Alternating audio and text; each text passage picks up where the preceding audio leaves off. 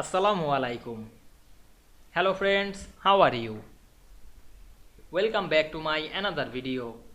In this video, I am going to show you how to add column color of table in Microsoft Publisher.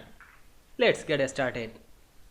Firstly, we have to open a Publisher document. Now we want to add column color. Firstly, insert a table. Go to the insert menu.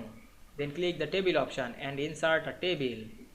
Now we want to add column color, select a column. Click and drag on our mouse, then go to the table design menu, then click fill drop down menu and choose any color. Now I select this color. We can see we add column color to this table very easily. We can apply this process in another column. Select another column and apply the color.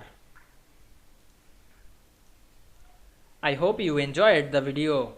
Please like, comment, share and subscribe my channel. Thanks for watching.